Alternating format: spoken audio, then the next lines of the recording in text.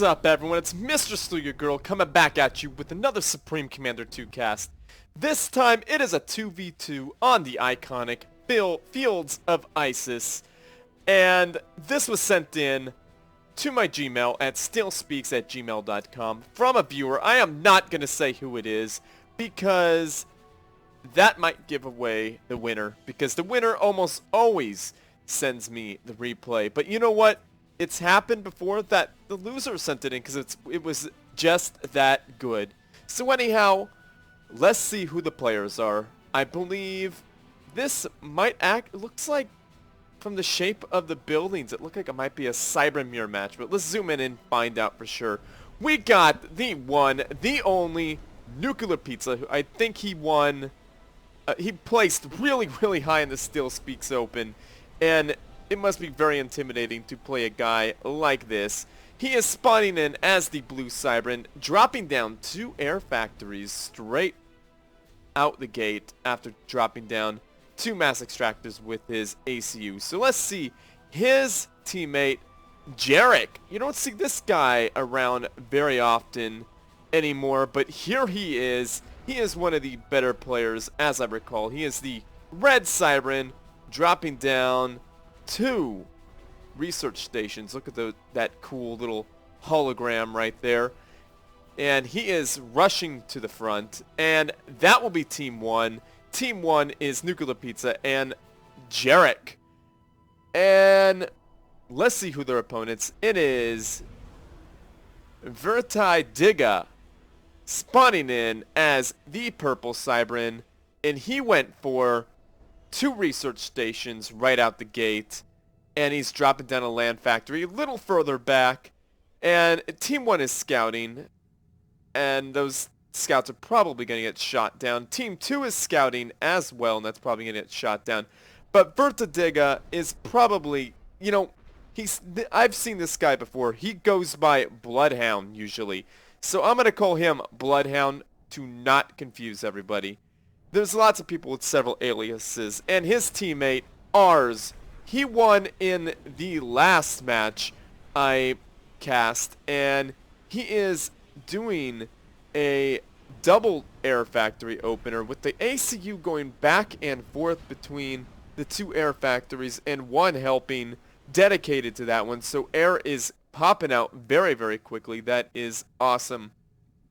So as we seen earlier, both team 1 and 2 scouted, and the scouts probably got blown out of the air. I am unsure. Yeah, there's a little mark right there. So team 1 scout is definitely gone. And I don't know where team 2 scout landed or if it got away, so I'm not going to really try. So this is probably a race to megaliths and cicadas, since it is indeed a Cybran mirror match. There is a land factory right up the front and an air factory, really denying these 2 mexes, which is a real pain for Team 2 because they're going to put tactical missile launchers right on these factories, and it's just going to be a rain of death. So that is a really, really, really good tactic there, and they also get that radar way up front as a bonus. I don't think they even built the tactical missile launchers yet because they don't see anything being built there, so why waste the mass? So a little scout slash annoying attack there, a little dance there from Bloodhound, and I believe Jarek's loyalists. That's free mass right there, but it's only 1, so it's not that big of a deal. And Team 2 drops down a gantry first, and yeah, all of the he really wants to get that out, so all of the engineers are rushing to help that out for sure. And same thing with Jarek.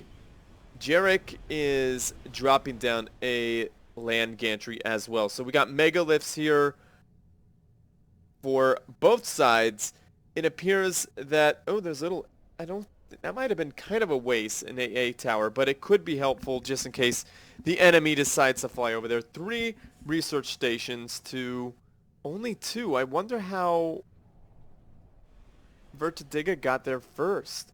And all of these engineers are helping to build this. That's like even ours engineer has gotten into the act. That and even his ACU. That is quite a feat there. And Vertidiga got Hunker. That is actually a good idea because you never know what happens in these Cyber and Mirror matches. But he's still got that one engineer dedicated to that air factory. But yes, and an yeah, same thing. It's almost like a mirror match, just about, and an energy generator, but a research station and 3 air factories. That's something that's going to be quite interesting there, and both are Nuclearpizza's ACU and the engineers working on that air factory. He really wants to have air superiority, and air superiority is very, very, very important at this point, because you lose air, you could lose your ACU. That's just a fact, because it's free bombing all day long. And Team 2 knows what's going on over here. And 2 gantries going on here. Now, I like how ours is still helping out with the... Well, he was helping out with the megalith production, but he's dropping down a research station and going back to his helping out his air, because he knows it's important to have more air than his opponent. And an energy generator. They're really trying to keep that eco up. A lot happening right now. It's kind of like a battle of... He just now capped that mass extractor, it looks like. That's interesting. It seems like it's a... And same with Bloodhound. I guess there's a new meta here. It used to be cap all of these and then get the megas, but it appears now Jarek's got rate of fire and anti-air heavy artillery. I think he might be working on a backup plan, perhaps. And repair rate going for the units, so he really wants them to repair faster. Regen. I would definitely be going for cicadas. Oh, there's a cicada right there. Silly me for missing it. That could win the game right there. I would definitely go for cicadas or... what are those things called? Adapters. Adapters are really good. And I like the shield. That's definitely a must have, because when there's a lot of air there and your friend who's doing air may not catch that snipe. And I do believe Nuclearpizza is way ahead in the air game right now, because he's got 5 air factories as opposed to 4 going on 5 air factories. But these air units could be a whole lot better, but I think he researched the wrong thing. But okay, those units have training on them. 1,170 compared to the standard 900. Vertidiga got the nano shield. Oh, he's going for bomb bouncer. That is actually not a bad choice. That's going to make this an invincible army. If you put a bomb bouncer over both ACUs, that could be an amazing thing. And did Jarek just research the cicada? Jarek is just now getting the cicada. An air battle happening here. It appears that there's shields on Team 2's planes, but they're winning, it looks like. It may be less of them, but they're doing a good job. And if he kept his planes over... Oh, they lost. Uh-oh. Nuclearpizza told me his air units... Oh, he dropped down some training. That's what happened. But the cicadas there for Team 2 should have really, really helped. And the reinforcements coming back for ours there. Really, really good job there. That really saved the day. Those cicadas could actually affect air units as well. With shields and training, those are better air units, but there's... Wow, Nuclearpizza's really spamming air factories, so ours really needs to catch back up, because there's 5 right there. If I can count right. I think I can. That's 5. Yeah. 7 to 1, 2, 3, 4, 5, 6. Yeah, that one more air factor is going to make a major difference as time goes on. Long-range artillery from Jarek. Jarek is going to try and wait this out. This could actually work out for them if they're able to defend up north, but unfortunately there's too much clutter there. These factories could go down. Nuclearpizza's efficiency in building may have actually caused them some pain. Ours is training 2, Vertidiga, aka Bloodhound, has training 2. Oh my goodness, all of these factories are in danger here, and oh my goodness, the air units are pushing out. Where are they going? They are going for a snipe. Vertidiga gets slammed in the face in the yellow. He is getting under shields, and ours responds to Bloodhound's attempt on Bloodhound. He is left with about 3,000 hit points, and wow, air is lost by Team 1.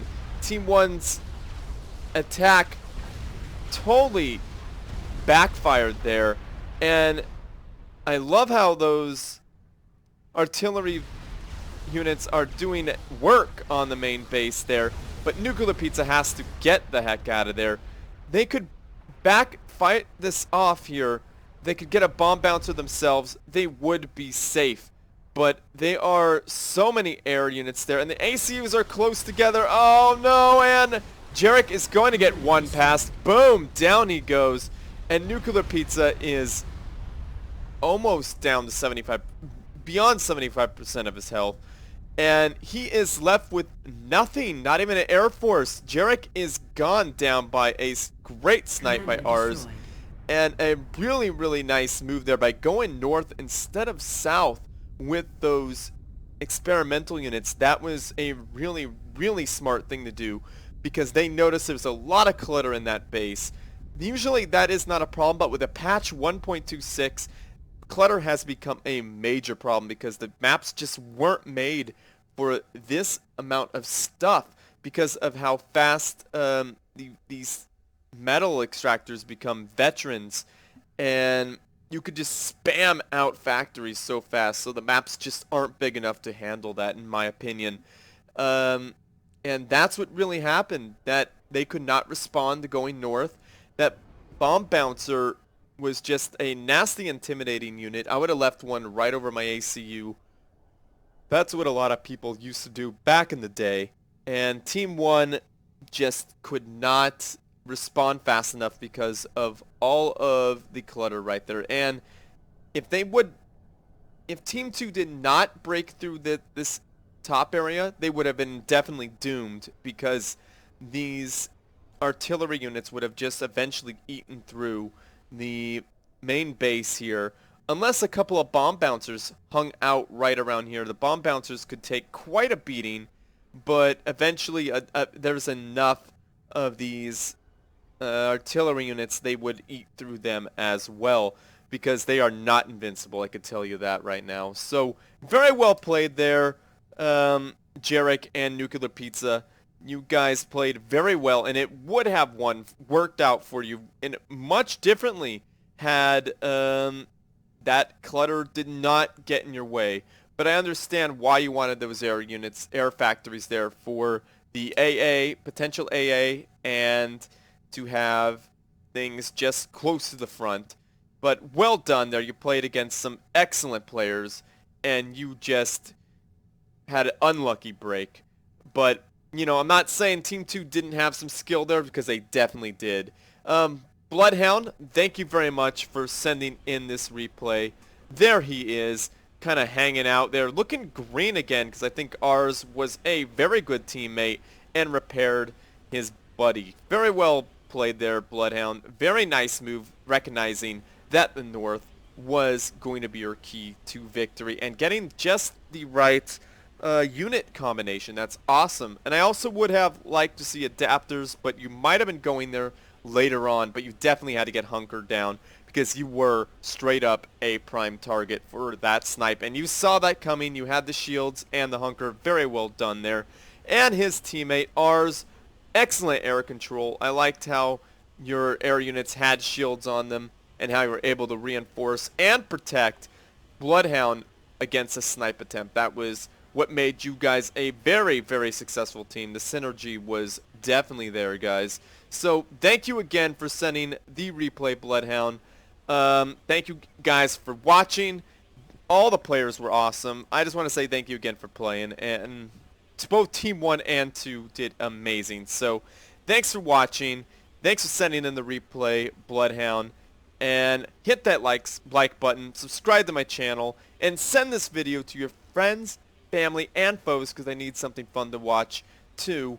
And as always, everyone, GG.